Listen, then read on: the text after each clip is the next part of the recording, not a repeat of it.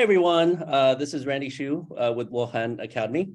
Welcome to another installment of the Luohan Webinar. And we are really excited, more so than we usually am at 9 p.m. here where I am, to welcome Professor Daniel Rock, who is an Assistant Professor of Operations, Information, and Decisions at Wharton.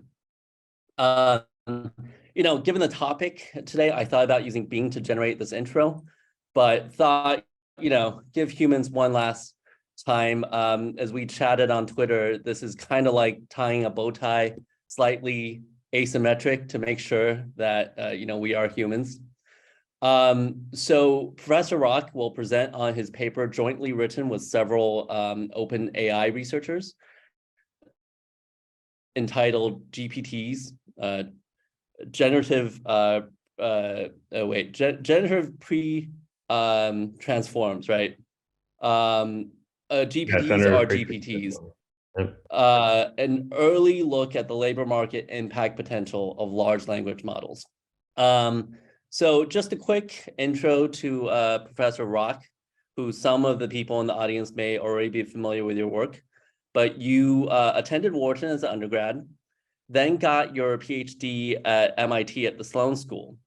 And there, your dissertation committee was Eric Brynjolfsson, Andrew Lo, Chad Severson, and Prasanna Tambe, who are also probably familiar with some of the people in the audience today. Your research has been on so many areas of digital technologies on the economic impact, and recently you've have a particular emphasis on the economics of artificial intelligence. And this has not just been a recent thing. You've been working on some of these issues for many years. For example, in a 2018 paper with Eric Brynjolfsson and Tom Mitchell entitled "What Can Machines Learn and What Does It Mean for Occupations and the Economy?" So it seems like you're the perfect expert to give us insights on the current zeitgeist today. Oh, there's Eric now. Good to see you all. Okay, perfect timing as always. And I was going to say that you also worked with Eric on several papers, two of which are very known to a lot of people in the audience today: digital capital and superstar firms, as well as the productivity J-curve. So with that, we look forward to hearing your insights today. Please take it away. Well, thank you so much. It's a pleasure to get to present for this group, and thanks for the kind intro. So yeah, I mean, it's obviously been a super exciting last few months watching generative AI explode and start to change a lot of our workflows and processes. I'm super excited about these new capabilities, and of course there are things to worry about, but the one of the big questions we've been thinking about for a while is how can machine learning affect the economy? So today I'm going to go through, our labor-based test of the hypothesis that generative pre-trained transformers are really just generative AI, with a focus on large language models, is a general purpose technology. Which means a few special things to economists, but I'll for those of you in the Zoom who aren't economists, I'll try to explain why this is an important thing to test. So kind of two objectives with the paper. The first is trying to build a way to measure the potential impacted areas in the labor market coming from these new types of generative AI models. And then another objective, of course, is to test that hypothesis that these are general purpose technologies. And once you know that, then there's a few differences in how you might interpret what's going on. So great to see some familiar folks in the room. Let's keep this interactive to the extent we can. If things get bogged down, I'll try to move on to cover the material that I've got. But, in general, if people want to interrupt, ask questions and so on, or ask questions in the chat, Sangwoo's monitoring in case I miss your question, and yeah, we'll get going there. So let me share my screen. I'll get into PowerPoint, favorite tool that has yet to go away, but maybe it will. So let's see, can everybody see this okay? That's not like sharing my whole screen too. Okay, I did see that there's an app that lets you just kind of do bare bones slides and then it makes them pretty for you. So I'll see if I can dig that up again, but also generative technologies going on there. So this is joint work with some colleagues at OpenAI, Tina Lindo, Sam Manning, and Pamela Mishkin. They are terrific to work with. I've learned a ton with them as I've gone through this project, and one of the coolest things is getting to use these in particular GPT-4 to help collect data and work on the project. So this is an early effort. Things are going to change, and we'll explain why that's a point that I have to make up front, because it's a characteristic of general purpose technologies. So what I'll discuss a little bit about today is how we got here and what are these models doing that's new. Then I'll talk about our approach. There's something new here for sure in what we're doing, but something definitely borrowed from earlier work that I've done with Eric and others in trying to apply rubrics to the task structure of the economy. It turns out that this approach, I think if you had asked me in 2018, 2019, with the things that we're seeing today be possible, I would have been pretty skeptical. I definitely didn't chart this path through to AI, but it turns out our rubric from what we call the suitability for machine learning rubric that we built a few years ago, it wasn't quite as easily fooled. So I've widened my confidence bands out in terms of what's possible here, but these approaches can bring a rigor to sort of projecting forward that any individual on their own, including me, might not be able to carry. All right, so headline conclusions from this work. These models are general purpose technologies. What does that mean? Well, a general purpose technology is pervasive, it improves over time, and then it spawns complementary innovation, or you might even say it necessitates complementary innovation, because these new types of technologies are so impactful and the potential is so great that businesses and organizations reconfigure what they're doing around the capabilities of the technology, or the capabilities unlocked by the technology. And that means it's very hard to anticipate the full set of equilibrium effects. We'll talk about why as we go through. So in effect, we have this challenge where in trying to figure out what's going to happen with the labor market, it's a little like asking what's going to happen to the world economy as a result of the steam engine while they're still pumping water out of mines in the UK, right?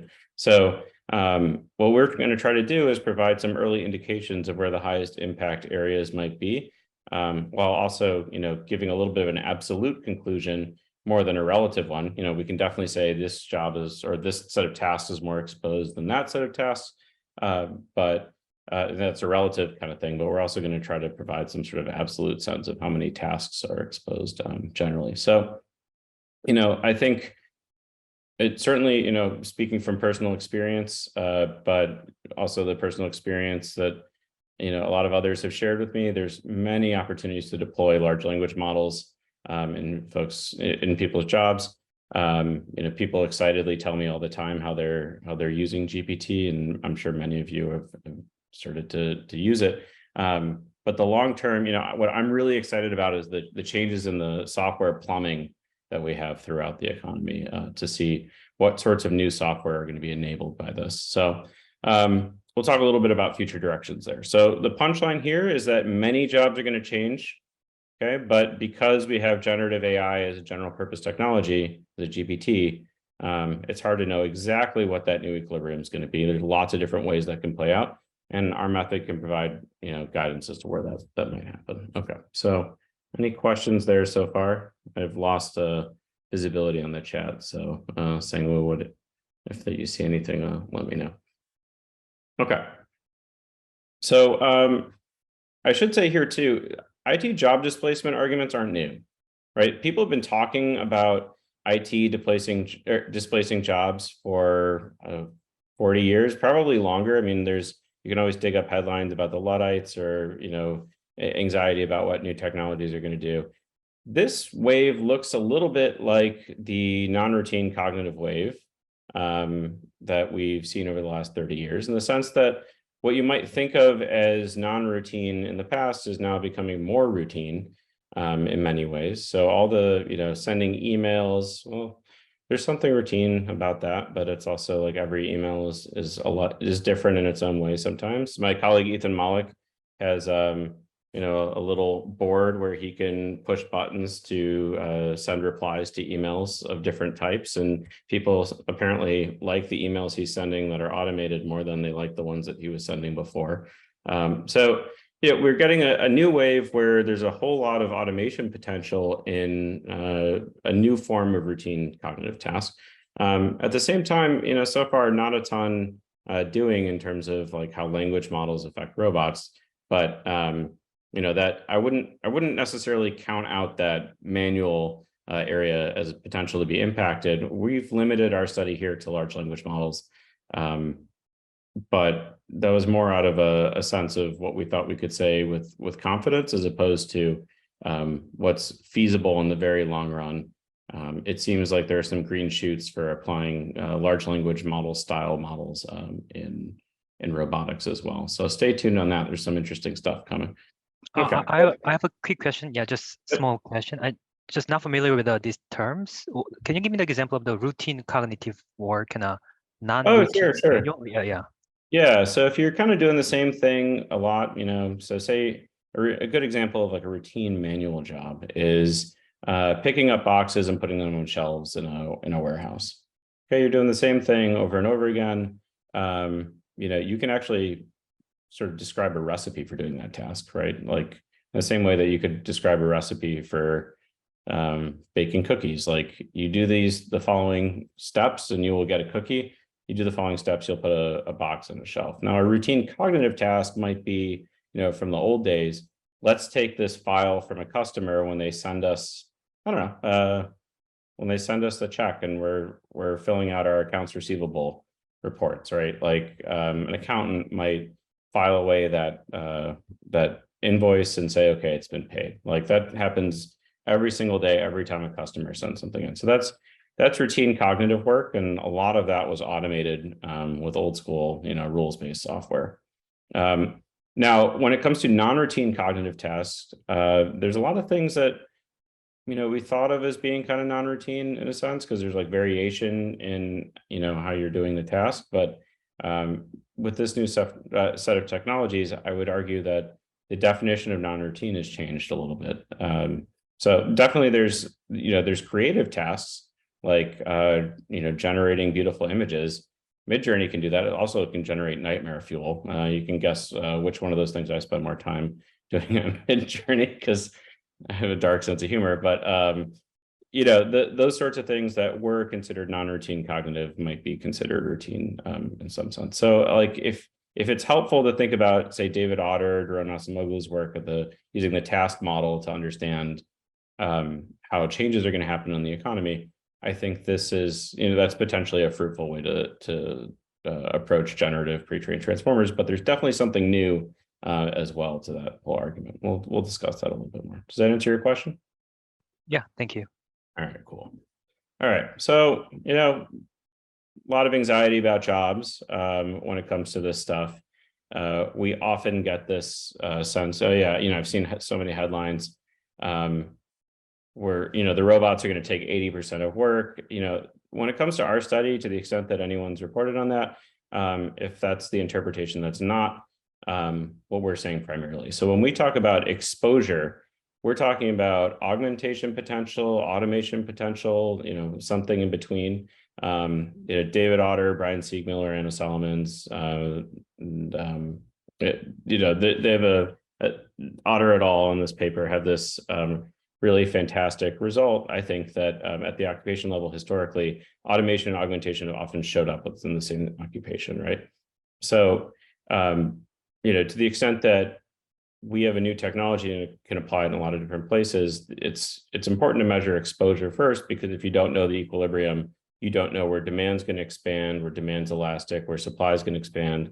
You know, supply can be inelastic or elastic as well. Income, you know, we'll go through all those factors, but you know, as you start to think about like whether this time is different, we think exposure is the first step for measuring that, and then later we'll start to think, okay, you know, is it the case that that this can really automate a lot of our work, and we're not going to be able to replace that work that we automated with new tasks that get generated.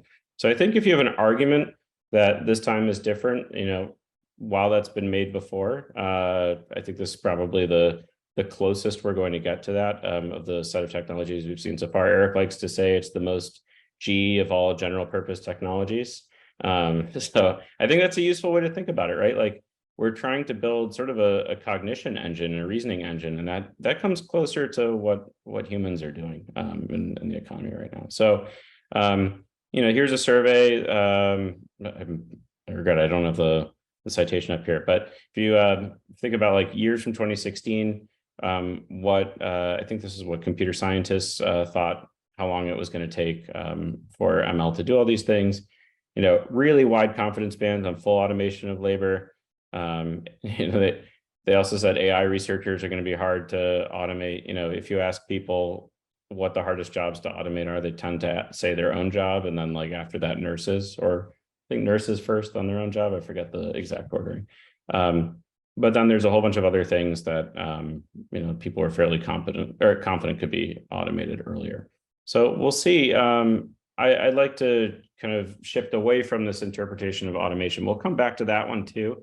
There's some results we have in the next version of the paper, but we haven't released publicly. I'll talk a little bit about how we think about automation versus exposure. All right, so let's keep going here. All right, so this one's kind of new. You know, and this is maybe the thing that's lurking in the background that will eventually kill all of us. But on that subject of creating new tasks, you know, you might be concerned that even the new stuff we're created is still exposed to AI. So this rubric is going to be useful not only for measuring what we're doing now, but for evaluating the new tasks that get created. So how many of you have heard of, or, you know, I guess I can't see everybody's faces, but I'm hoping some of you have heard of Auto GPT before, where, you know, maybe, all right, so Randy, Sangu, Eric, I know you've heard of Auto GPT before, but yeah, so if we can give a higher level prompt to GPT and have it, you know, sort of recursively call itself or evaluate new prompts to figure out how to do something, then that's a pretty exciting technology. On the other hand, right now, these technologies are not powerful enough to go operate in the world on their own. Someone built Chaos GPT and gave it the task, go kill all of humanity. And it's out there trying to do that by tweeting. So maybe it'll gradually add to its capabilities. I'm going to keep an eye on that one. It's pretty sure it's going to succeed in the long run. But I think there's something kind of valuable in sort of what I'll call open source red teaming these technologies. You release baby versions of the things that scare us in science fiction, and you can see what people will do with them. I think, you know, if you're going to worry about existential risk from GPT, you know, our paper's not for you right now. There's other work on that, but there's definitely something new in how we can apply this stuff to work. So, you know, I hope no one's work is trying to eliminate all of humanity, but, you know, someone did this on a lark. There's definitely applications of the stuff that are not quite as misanthropic. So where are we, and how have we got here? Let's think. The capabilities. Well, in 2014, I thought it was remarkable that you could use a variational autoencoder to generate a face that looked like that. This black and white image. That was nuts to me. You know, I joined my PhD program in 2013. I got excited about this stuff because I heard people arguing about how long it was going to take to have self-driving cars actually be on the road and replace all the other cars. Some folks were saying 5 years at the time. John Leonard, a computer scientist at MIT, said it'd be like 30 to 40 years because Google's cheating. They're putting sensors in the road. So we've seen the technology advance really quickly, and it does amazing stuff, but there's all sorts of social, economic, and political reasons why the technology might not diffuse. So what we're going to talk about is exposure in a technological feasibility sense, but we're not going to get into whether or not it would be socially or politically or economically acceptable to deploy that stuff. That's left to future work. Nevertheless, the progress on this stuff is remarkably quick. And we've gone from that kind of grainy image, looks like something from like the 1800s or something, to, you know, an almost fake looking hyper realistic picture. You know, and we can do like that kind of enhanced thing where, via stable diffusion models, you can predict and fill in missing pixels in images. So just incredible progress. And you can see that from 2014 to 2017. This is definitely exponential. So what I like about this this slide, my co-author Pamela made it, is while there is exponential improvement in the technology, you can see at some point I lose the economic case for improving much farther. Like once you've got a hyper realistic image, what's in your objective function, how much farther do you really have to go? Like the improvement from 2014 to 2016 or 2017, that might be valuable to me in a business. But going from 2017 to 2019 or today, that improvement, it's not quite as much. So we've got some diminishing returns in some of these areas on the business objective function, even if the technology is racing ahead. So, we'll have to think a little bit about how to deploy that stuff. Okay, so another thing that's useful to know about these models, you start off by saying, hey, can I predict the next word in this data set? So, you have some corpus, maybe take Wikipedia or something, and you're trying to predict the next word in a sentence. And as you start to fill in that, you get an internal representation of language. Eventually, you can generate lots of different outputs. So like we might take a prompt. We got a whole bunch of different prompts. So like explain the moon landing to a 6-year-old. And then the problem is like, okay, we could complete that prompt in thousands of different ways with the model. The model needs to know what's a good way to complete the prompt and like what's a bad way to complete the prompt. So you have labelers go and actually reply. They create the training set, and you fine tune the word prediction model with actual prompt completions. All right. So then with thousands of different prompt completions, and you can sample the outputs of the model. Now what you do is instead of having the labeler show the model what to do, you show it ranks of all the, like you say, this is a good response, that's a bad response, here are the better ones, here are the worst ones. And we use those ranks to figure out, okay, well, now how should we understand what people like? So when you see hallucinations, it's just because the model wants to make you happy. Okay, it's trying to say, what would a person say is a good result for this? All right, and then after that, we fit it within a, this isn't we, I mean, this is OpenAI and Claude and so on, Anthropic. But like, if you're doing this stuff with reinforcement learning with human feedback, which is what this process is, now we want to say like, okay, I want a policy that says, given the prompt, like, how can I maximize my reward by giving the human who gave me the prompt, like a prompt or a response that's likely to make them happy and stop. Okay, so when you update that, this combination of supervised, unsupervised, and reinforcement learning, that's really great for generating high quality thing. Or put differently in a sentence, the new thing here is that not only can these models predict words and understand language in a latent space, but they have taste. They know what's good and what's bad. And that's a useful thing to exist in one of these models, because then when you want GPT to write an email for you, it knows how to respond in a polite way. Still not entirely,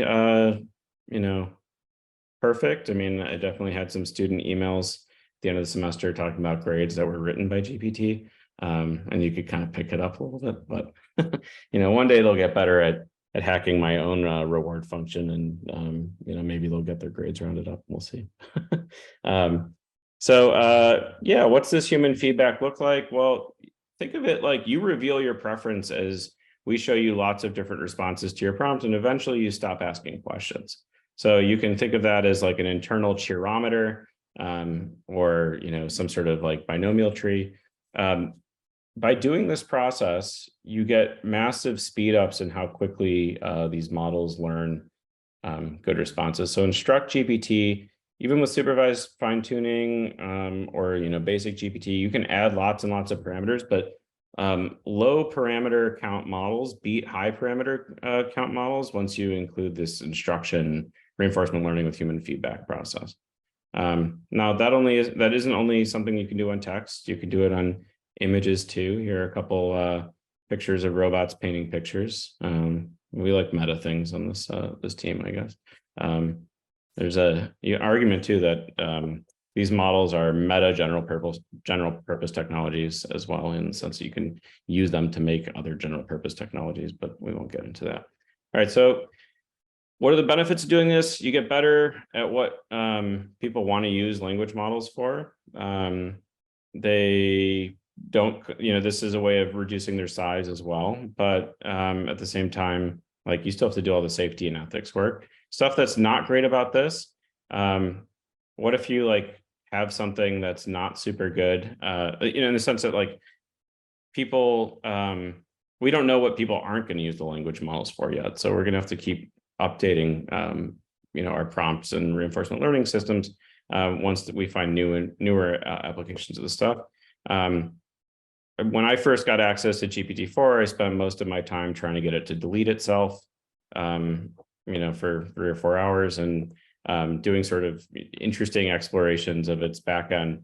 That sort of malicious behavior. Eventually, I apologized to GPT-4, and it was nicer to me after that, started answering my questions. But these instructions are sometimes malicious and not great. So, there's definitely limitations to this approach. One of the exciting things that came out of OpenAI, I think last week, is using GPT-4 to understand what the neurons in GPT-2 are doing. So using these models to generate interpretability of the models themselves, I thought that was pretty clever. We're going to follow something sort of similar for this process. So that's kind of like preliminaries. That's background on what's going on here. So, okay, I've spent 20 minutes, 25 minutes talking about background here, just to give everybody a sense of what this technology is. But here's our paper, GPTs or GPTs. Okay, so as I mentioned, we developed a rubric for the exposure of tasks, given the capabilities of LLMs. We're going to try to measure which tasks are likely to change, and that could be augmentation, it could be automation. We generate the labels for this rubric. So the rubric is pretty simple. It's, can you use a large language model to improve your productivity on doing this task by 100% without giving up anything in quality? Okay, so can I cut the time, and put differently, can I cut the time it takes me to do this task by half using a large language model? And there's 3 possible responses that we let both human contractors and the large language model itself, GPT-4, respond with. They can either say, no, you can't use language models at all for this, or it's not going to meet that 100% threshold, either one. Yes, just large language models are enough to double your productivity in this task, or kind of. And that kind of is maybe if you integrate it with other systems, it's not enough to use a large language model on its own. So those 3 things are useful for testing 2 of the 3 things that you need for general purpose technology. Those 3 things, again, are you need pervasive impact, if they need to improve over time, and they need to spawn complementary innovation. So improving over time, we're going to take that for granted, but I'll show you some evidence that it's happening. Is it pervasive? That's going to be the first thing we test. Where's the exposure? And then the second thing we're going to test is this large language model plus other stuff, is that common enough in the economy to think that we're going to need a lot of complementary innovation to deploy those valuable applications? All right, so the question is not, are the algorithms going to take all of our job, but just where do we think things are going to happen? All right, so here's quickly on that improving over time thing. We can take that at face. I mean, many of you have seen how quickly and explosive the improvement in these models have been. Here's some example, just hopping from GPT 3.5, that's the original Chat GPT, to GPT-4 without vision. So vision is there's a multimodal difference here where GPT-4 with vision includes images too. And this is its performance on a bunch of common evaluation tests. So mostly AP exams. We've got the GRE in there. We've got the bar exam and the LSAT. So the jump from GPT 3.5 to GPT-4 on the bar exam is a difference of 10%. The 10th percentile amongst test takers to the 90th percentile amongst test takers. All right, so that's pretty crazy fast improvement. Only a couple of years we got that kind of jump. Okay, so what we're going to do, given that we know it's improving over time, let's take that for granted. We're going to look at detailed work activities from the government ONET database. And there's about, well, we're also going to look at tasks in the case of GPT-4. So there's about 21,000 tasks. You can think of those as like occupation-specific activities. So like an activity, there's about 2,100 of those across the entire economy. Those activities are sort of general task things that that lots of occupations share. So, you know, gambling cage workers and online merchants, they both execute sales or other financial transactions, but a gambling cage worker would, you know, cash checks and process credit card advances for patrons, whereas the online merchant delivers email confirmation of like a completed transaction. Okay, so you can get a sense of what the slight differences are there, and why, you know, executing this rubric against either one of these tasks might not be too different. Okay, so here's our rubric. We also have one up for automation. I'll describe the results of that a little later. But we've got no exposure if you can't really reduce the amount of time it takes you to do something without giving up something in quality, or, you know, you might actually damage how productive you are in the task. Like we had a funny evaluation. It was like basically training horses. I think if you try to use large language models to train horses, you'd probably be doing worse than if you just did it without a computer. But then we have direct exposure, which we call E1. If using the described, like if using the LLM that we you know told the raters are pretty familiar with what OpenAI models can do. Can make you 100% more productive, cuts your time to do the task by half. And then E2 is kind of this, okay, yeah, you can get it to work with large language models, but large language models by themselves aren't enough. You need some other activities, other systems to build. So we're going to count image generation systems there. This sort of difference between E1 and E2 is the difference in how much complementary innovation you got to do. So yeah, Eric, go ahead. You know, could I ask a question? Yeah, go for it. Yeah. So when you do these ratings, who is the person who might be answering? So like that training horse example, someone who kind of knows how to train horses would probably get nothing from an LLM or even have a little bit of experience.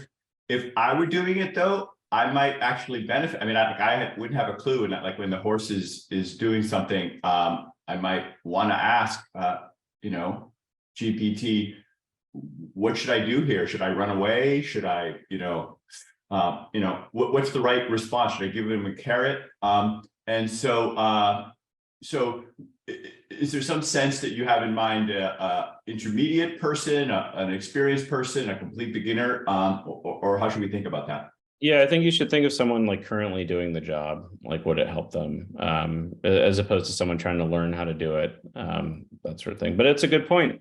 And I actually saw someone talking about this exact point with software engineers on Twitter.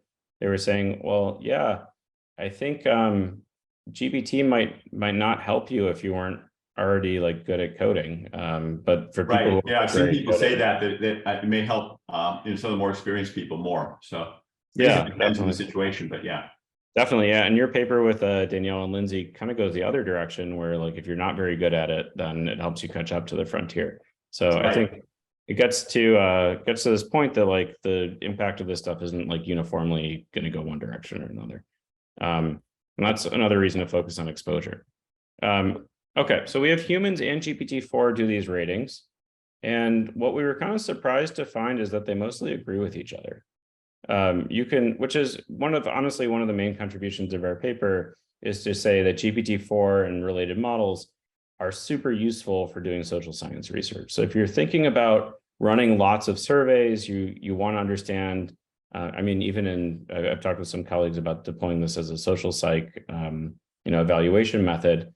Like you can run GPT-4 very cheaply and you can get reasonable results at scale quickly. And that can be used to compare against humans. We saw, up until the point where you start getting to very high wage workers, mostly the humans and GPT agreed. I think GPT tended to be a little bit more conservative on some of those things, but the humans can kind of see the clear, it's like a clear view, though maybe not an easy journey to impact for some of these things, and GPT was a little bit more conservative in those spots. But yeah, so the left and right plots based on the same data. The left side's just a bin scatter of what the GPT-4 rating might be, given what you know what the human rating already is. Okay. So then I'm not sure if I have a slide. Yeah, okay. I don't have a slide writing it out, so I'm just going to describe it. There's a lot of different ways of combining the results you get. So you could say exposure is anything that's not E0 and score those E1 and E2 ratings the same. You could say that exposure is only the E1 ratings and that the stuff that's going to require complementary innovation, we can't assume that's going to happen. Or you could do something in between.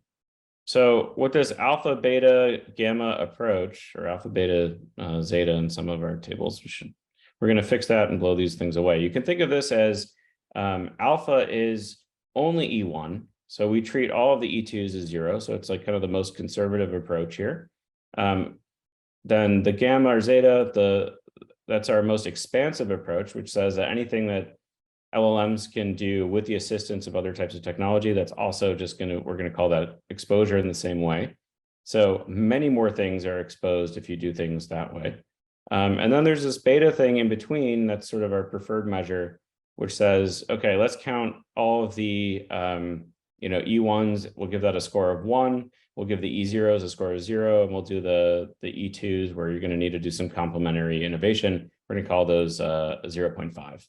All right, so as you start to do that, you get a difference from maybe half of all workers having as much as half of their tasks exposed. That's our most expansive model to say I think it was 80% of workers have at least 10% of their tasks exposed, in some sense, from the less expensive model. Either way, it's a giant deal. Like it's trillions of dollars of wages that are exposed to these technologies.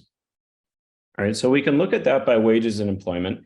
There's sort of a gentle increase, but I wouldn't say it's statistically significant in how much the ratings go up as if you rank all the occupations out there by how many people are employed in those occupations. The largest occupations tend to be a little bit more exposed, but it's not too different from the smallest occupations. The bigger divide is like physical work versus non-physical work, more cognitive work. Physical work tends to just not be exposed to large language models. On the other hand, what we do see is a clear trend with wages. As you increase the annual wage that people earn, this is in log terms, we see an increase in both the human and the GPT-4 rating. Okay, so the higher wage occupation. The GPT-4 rating is on the right. I don't think it's labeled. Yes, the GPT-4 rating, those are the two graphs on the right. It's vertical. You're gonna tilt your head, but yeah, to read it, there you go. But yeah, so we kind of agree. Yeah, there's I have a small sorry, Yeah, I have a ahead. small question. So what is the sample size for each human rating for each occupation? How many people answered? So over each occupation, we have something like, I think on average there's about 20 tasks in there. So we have something like 40 to 60 ratings within each occupation, but within each task, there's like only 2 or 3. We have people who are kind of practiced at what the technology does, but I can look into that for you and get the exact number of people doing this stuff. We make sure that there's enough redundancy that there's something to compare, but we have high levels of agreement across raters. Okay, and you also asked the question multiple times through GPT, I guess, right? For each. Yeah, so we have two separate similar prompts for GPT, and they show kind of similar results. Okay, thank you. Yeah, we did a bunch of prompt testing too. The nice thing about GPT-4 is it gives you feedback if something's not clear. So and if you give it examples, then it tends to do better. So we did some work on that. Yeah, I think it's really interesting. They actually give the similar answers. They're like a human surveyee. Yeah. As an aside, I think it'd be really interesting.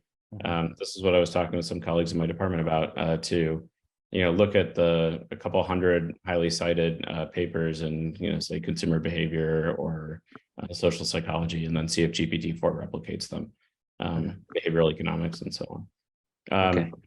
All right. So if the high wage jobs are more exposed than the low wage jobs, we can see where some powerful people might feel a little bit threatened about what's going on, or maybe they're excited, but something is going to change in that work. So we looked at the work of David Otter and co-authors on job zones, like where are the highest barriers to entry for entering a job. Okay, so the highest barrier to entry job zones, that's the orange and I think that's orange. I don't know, maybe it's orange and yellow stuff where there's that big bulge here. Those highest barrier to entry jobs, those are the ones that are more exposed, have higher tasks. So GPT-4 is coming for the stuff that takes a long time to train and learn how to do. That's where it's going to change stuff. Do you think about like lawyers? It's very difficult to become a lawyer, or it's difficult to learn all of the components of physiology, right? But GPT-4 can be a really good reference on that stuff, especially connected to the right database. So what I'm super stoked about with these models is not actually the content that it generates, but the ability to represent unstructured data that we have never been able to really query or access before in the same ways as a database that we can ask questions of. So you look at technologies like LangChain, they're a bridge straight from an unstructured data, images, videos, speech, text, protein chains, all this different, really interesting contextual data. These technologies help us convert that to structured data so we can build software around it. Machines can talk to machines in like a lossy compression fashion now, and that's totally new. So that's a lot of the work that people who have high levels of human capital investment, that's a lot of the work that they've been doing. On the other hand, short order cooks, people flipping burgers and stuff, like that stuff's not particularly exposed, at least not yet. Okay, so the summary stats, and this is sort of the headline number for the typical occupation.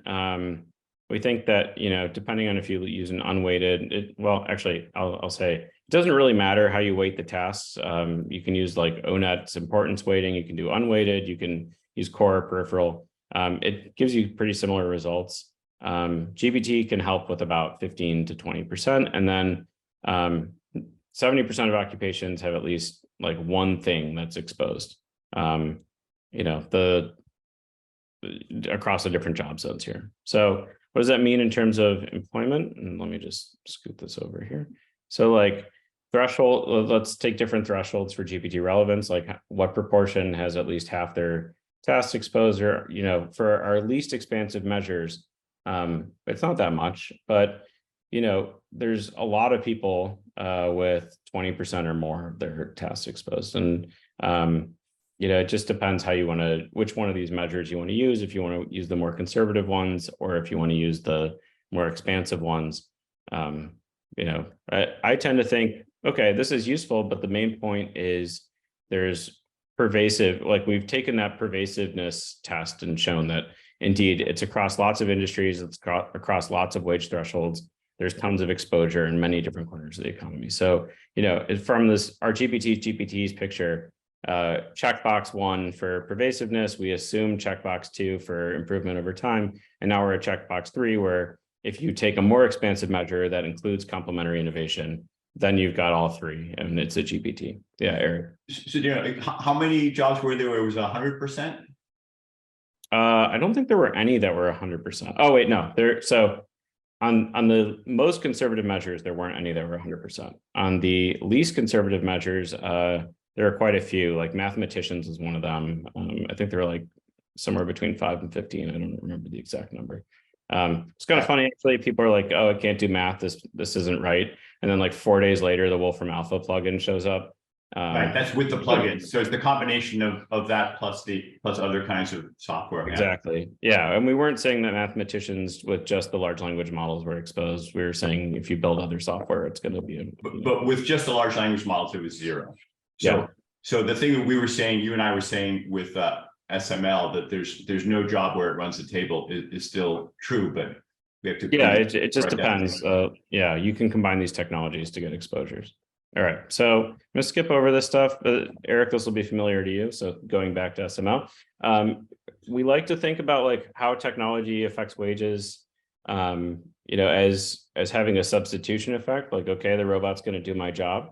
But Eric and Tom Mitchell have this paper where, in Science, where they discuss, okay, actually, there's like 5 other factors that can affect what the equilibrium is going to be. So we've shown this evidence that these are GPTs, right? So GPTs are going to affect complementarities, they're going to affect substitution, they're going to change incentives all across the board.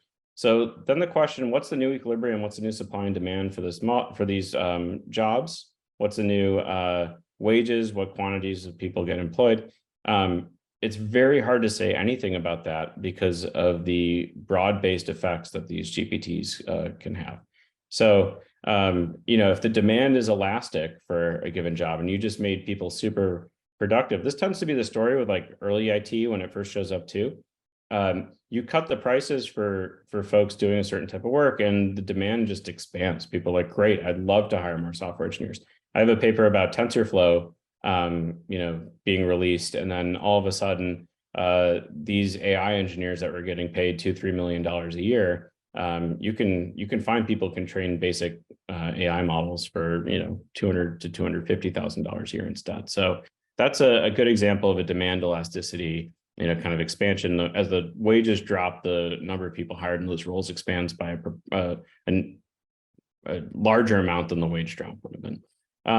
There's also income elasticity of both supply and demand, supply elasticity. And then the big one, new tasks via invention and reengineering. So this is an important point. I think probably the most important point that's been made in this, what will technology do to my jobs, literature and discussion overall, is that, you have to make the organizational technology, how people are configured in their work, match the technology when everybody is trying to think about like what can the technology actually do. Otherwise, you end up replacing your old process, not getting that much of a bang for your buck with just like a slightly different technology. This is a way to take advantage of what the new stuff can really do. All right, so what do I mean by that in terms of the analysis here? I think the job is the wrong unit of analysis in a broad-based kind of way. Because the job itself, like what you do, like which tasks you throw into a bundle and then put together to say this is like what someone does at work, that's an equilibrium object itself. That's something that people are deciding and reevaluating constantly. So there's the things we do, the task. I think that's a totally legitimate way of looking at things. Maybe some tasks get more important, sometimes they get less important. And then there are the systems that we employ to achieve the final goal that we're going about trying to do. That's like, we're trying to serve people a SaaS product. We're trying to manufacture cereal, whatever it happens to be, right? Like that end goal, that's another way of thinking about like a system. So if we come up with a better way to deliver that end goal and we change the system, then a whole bunch of people might lose their jobs. And then a whole bunch of other people are going to get different jobs, but it's because the system itself demanded different things. Okay, so that's where the business process reengineering comes from. And that can unlock a ton of value. I think there's a little bit of an argument about which one of these frameworks is right. Is it the systems view or is it the task view? I think both of them are right and useful for different things. Now we're taking the task view here, but that doesn't mean that you can't aggregate up to think about which systems are exposed as well. That's sort of a future work thing. So Eric and I started this work years ago with our co-authors. Here's another thing that's kind of fun. So this is with old school machine learning. Each one of the nodes in this network is a different job, and they're clustered by the tasks that they share in common. So the links between the nodes are the tasks that they have in common. And you can see that this is a pretty modular network. There's certain types of roles that are connected and certain types of roles, like there's clusters here. And we colored them by how exposed they were to, say, supervised learning. In yellow and green, we have a lot of exposure. Those are clerical workers and factory workers, people doing a lot of the same things over and over again. That's where supervised learning can be really helpful. On the other hand, there are other clusters like scientists and therapists and clergy. Those are the ones where there isn't a ton of machine learning exposure. In the sense that like we tended, I think, to lean a little heavier on the automation side with this rubric. There's not too much that you can automate about what a priest is doing for people. So, your tasks, if you have some exposed tasks, you might have more exposed tasks in the old school version of things. We have to build this graph for large language models. But given that there's a limited set of capabilities for these models, often that means there's a limited there's a clustering in the network of jobs for where you have exposure, where we think those equilibrium objects of jobs are going to change. All right, so let's get to that automation question. What are the most exposed roles? Well, Eric, to your question, we got mathematicians, proofreaders, copy markers, blockchain engineers. There's a lot of web developers and software developers in this list. There's also a lot of clerical work like telephone operators and data entry keyers. Okay, so it seems like there's two flavors of what's going on here. There's like an augmentation and automation piece. Now, we can look at automation too. So let's drop out, let's use our automation rubric. In the interest of time, I'm not going to show you what that is, but it's pretty similar to the exposure rubric. The automation rubric shows up as having telephone operators, telemarketers, word processors, typists, credit authorizers. Like this is stuff where it's very much routine cognitive work. All right, so we can purge the piece of this that's automation from the piece in exposure. So this is automation exposure. It's potential, not necessarily for sure going to happen, but we can purge that piece out of exposure. The interesting thing, here's a 45-degree line. The slope of that regression line, if you run a regression instead, is about 0.94, and the R-squared is 46%. So I think to some extent, saying automation versus augmentation, this is at the occupation level, it's a little bit of a red herring because, we're going to get both for a lot of these jobs. So what we get is reconfiguration of the work, and some of it's automated and some of it's augmented. I'd be a little bit more worried if I were a telephone operator, but, I've been saying that for a few years. They keep, changing their jobs. They went from routing calls to, more of a customer service thing. Let's see where the most resilient job in the economy continues to go as it gets hit by, these different technologies. All right. So, sorry, yeah, where does that automation rubric is coming from? The automation rubric it's going to be in the next version of our paper. But okay. Yeah, the results. Yeah, I just wonder because these days a lot of people saying that the ChatGPT and the large language model, they are kind of replacing those kind of non-manual jobs, right? Those kind of some of the cognitive job. Right. So these are, but automation is like more related to cognitive jobs. Yeah. Yeah, but the automation is like more related to, I think, those kind of manual job requires some kind of manual labor. So kind of surprising that it has quite strong. Not necessarily. There's automation potential for routine cognitive roles too, and we saw a ton of that with like ordinary software. I like to suggest to folks that you go on YouTube and look up what an office in the 80s or 90s, early 90s looks like, and you'd be surprised what type of work a lot of people do there. You're like, oh, people still do that. But there's been a lot of change.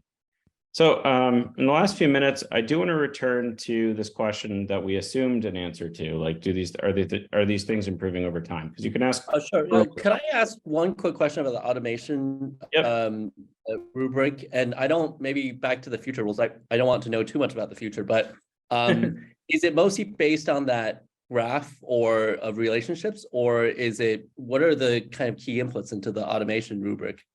No, it's more like our exposure rubric. We deployed a separate one about, can you do this without a human? And these are the results, or some of the results. Okay, so it's based on that. It's not based on some kind of there aren't factors like demand. I'm just thinking, for example, maybe the best way to is the example like I went to public school in the U.S. and since everyone perennially have mentioned there aren't enough teachers, right? So potentially, if you can actually, expose, if there's exposure to the function of teachers, that may not be a bad thing, right?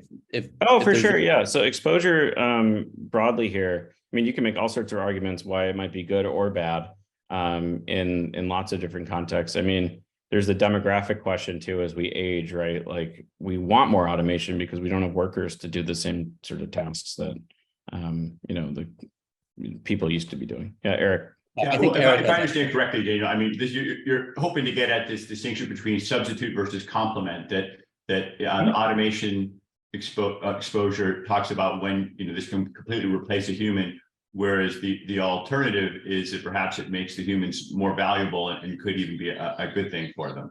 Yeah, for sure. And for that matter, complementarities might be bad for you too. If you complement the absolute best worker in a field, right? We've talked about this a whole bunch, right? But like if you were to take, the we can use the old classic example. You take a singer, right, and you give a singer access to digital technology. Now we don't have one singer in every town. We have one singer that everybody watches. Yeah.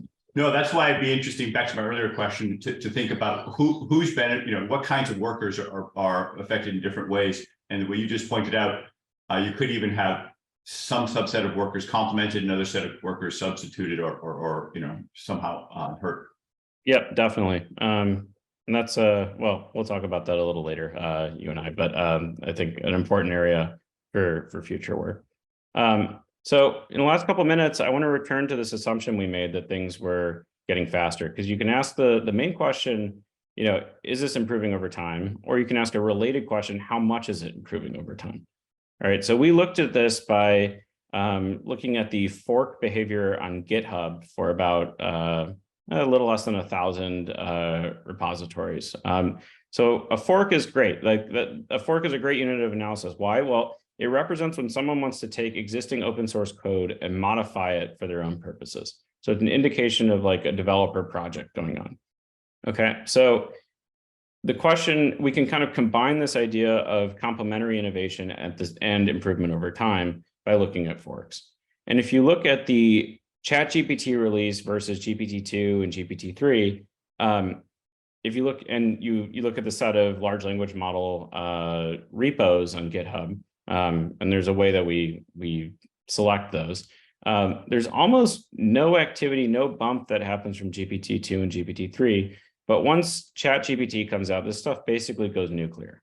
And to give you an idea of how big an effect this is more than double in relative terms, or in percentage terms, double the effect of COVID on data science development. So when everybody goes home and starts, because of COVID, we have a lockdown, and starts working on open source software in their free time, like a leisure activity or maybe work, who knows, they only get a blip upward, which was still an enormous blip upward, like half the size of GPT as of, a couple weeks ago. And that's just, getting bigger over time. Now, you might say, okay, well, how does that look against control? Like that's just an event study. You can compare it to data science queries here. So we do a large language model query to pick up the large language model repos, a data science one. Those basically track each other up into the point where ChatGPT comes out. Or, more rigorously, we run ordinary diff and diff, synthetic controls, and synthetic difference and differences to see how many additional forks happen per week as a result of ChatGPT's launch. You get basically the same answer no matter what approach you take. Okay, so this is absolutely enormous in terms of motivating developer activity. Here's your synth D&D chart. So this is one of those situations we spend all this time trying to do more rigorous diff and diffs and everything. But then it's kind of sad because you plot it and you're like, oh, okay, this is, the blue line here is a synthetic version of the same repo, but for ChatGPT not happening. And it's so clear from looking at the picture, like this was a big deal for development. So, it's kind of that feeling when you don't really need econometrics. And if you did need econometrics, then maybe it wasn't a good answer in the first place. So, maybe a little bummed about econometrics generally, but, that's, I guess, how diff and diff is supposed to work. Because I only have 2 minutes, I'm going to skip over a bunch of this stuff. But basically, we do a bunch of validation exercises too. We want to see like, how's this compare to the other measures that are out there? There is something new, and then there's something, old here as well. Like our SML measure combined with a few others, you can get about 70% of the variation in our GPT ratings with those old scores, but there's a 30% that's new there. So what's kind of nice is, we got a lot of this right a few years ago as a community. Like, it's just, there was something new that changed. I think that thing that was new and changed is the larger models, bigger scale, combined with the reinforcement learning aspect of things that gave these models taste. All right, so I was going to go through some of the SML stuff if there is time, but I'll skip through that. Just to say one more thing on that validation aspect. This is a new plot, some work that Eric, Morgan Frank, and our other co-authors and I have been working on. If you take our suitability for machine learning measures, the older measures, and you look at how much jobs have changed over the past decade or so, the most exposed jobs are the ones that have been accelerating in their change as well. So good validation that ML and deep learning really do change what people are doing at their jobs. Okay, so food for future thought here. What's the macroeconomic situation look like here? We talk a lot about automation versus task reinstatement, sort of the Acemoglu Restrepo view of the world, but I think that leads to good questions around new work creation. How quickly is that happening? But we should also be thinking about, labor and capital augmenting technological change. So capital augmenting technological change in particular gets ignored. A lot of the role of these technologies is to replace earlier technologies and make us better at what we do. And then I think, of course, the productivity studies that we've been, seeing come out, they're fascinating and really bolster the case that this is a big deal. We should also be thinking about the competitive dynamics that show up once you've got a few of these models. You can do fine tuning. You might have some models that perform better, but are closed up. I think that's a really interesting area for future work. So thanks so much.